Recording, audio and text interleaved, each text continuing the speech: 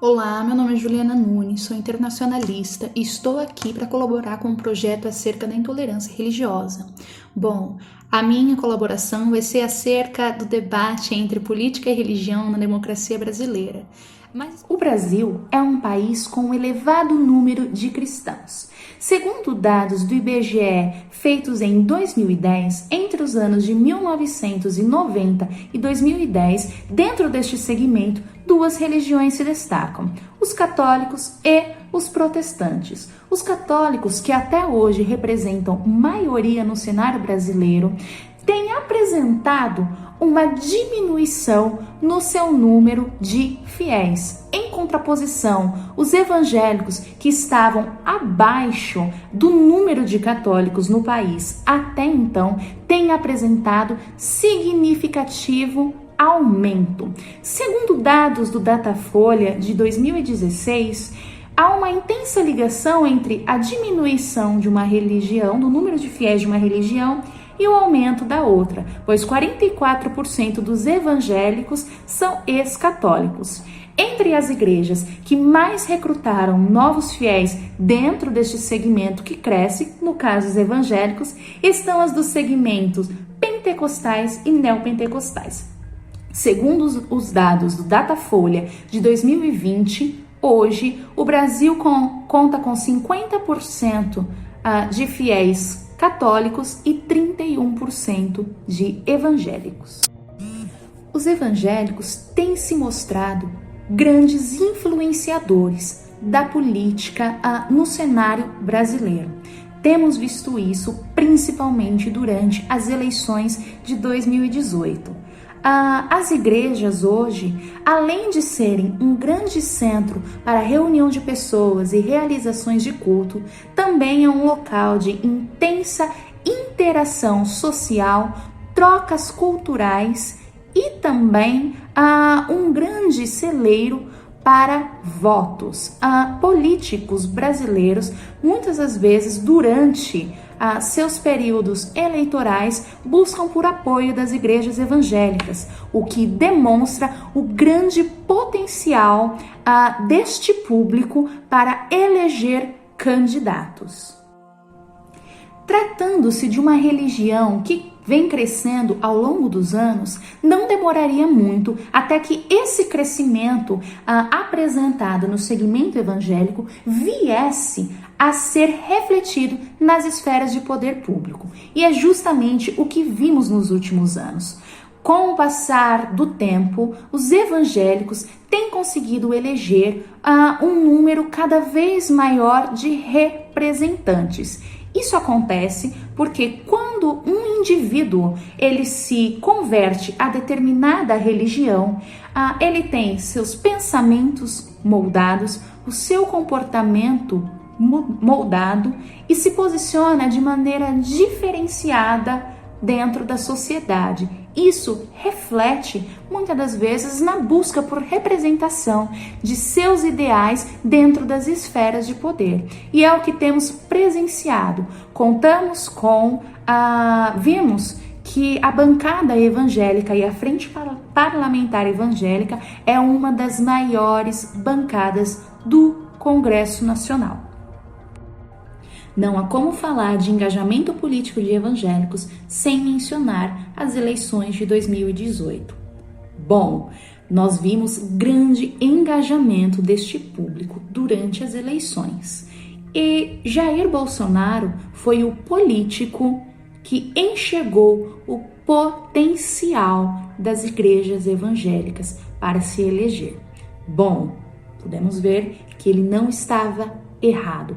Há quem diga que os evangélicos foi a chave para a vitória do candidato. Durante o momento conturbado que nós vivíamos no cenário político, social e econômico, os votos foram direcionados a uma figura que representasse uma novidade, que representasse uma esperança para o Brasil. Em momentos de instabilidade, a população foi levada a reconsiderar conceitos e ideais conservadores. que apresentavam para nós segurança em um momento de tantas incertezas. Bom, a defesa do nome de Deus, dos valores relacionados à família e aos princípios cristãos, em meio à fragilidade que encontrava-se os brasileiros, entre outros discursos ao público, em especial o público evangélico, demonstra o potencial do discurso religioso no convencimento das massas. E foi justamente isso que vimos nas eleições de 2018.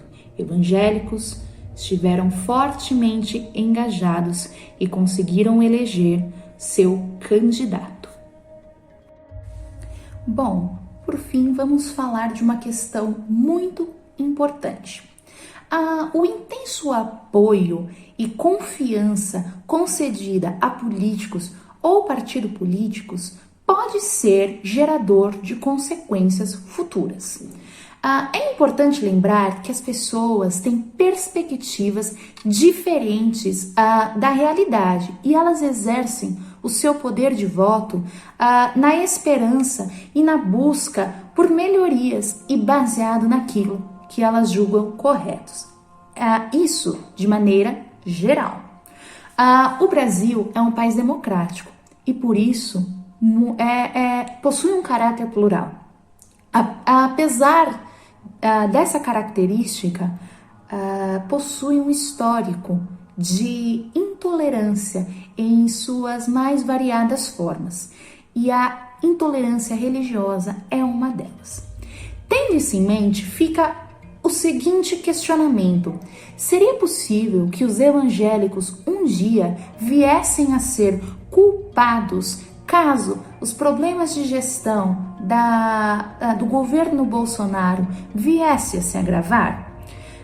É uma possibilidade, mas não é uma certeza. É importante lembrar que sempre haverão novas formas de surgirem aí justificativas para o preconceito e a aversão ao outro. É importante lembrar que dentro das democracias sempre vai haver conflitos de interesse e de ideias, mas que isso deve ser resolvido da melhor maneira possível. Uma vez que o ódio e a aversão ao outro nunca solucionaram problemas em nenhuma das esferas da sociedade, principalmente os de cunho político. É bom lembrar que, ao ceder confiança em forma de voto, os cidadãos devem fazer isso de forma responsável e consciente, além de fiscalizar as políticas públicas, seja qual for a esfera, municipal, estadual ou nacional. É dever de todos exigirem postura adequada, serem ativos, exigirem políticas eficazes e o cumprimento do compromisso firmado entre políticos e sociedade. Com base nisso, entende-se que o preconceito, que a intolerância ou a aversão ao outro, independente da causa, em especial em função do posicionamento político de outrem, em meio a uma democracia, é inaceitável. O ódio jamais será uma saída para essas questões. Pelo contrário, ele é um dos grandes causadores dos problemas coletivos. Então, não, tendo em mente que as pessoas, em geral, buscam por melhorias, não podemos culpar determinado segmento, determinado grupo da sociedade, caso as políticas de um político eleito, de um candidato eleito, venham a falhar.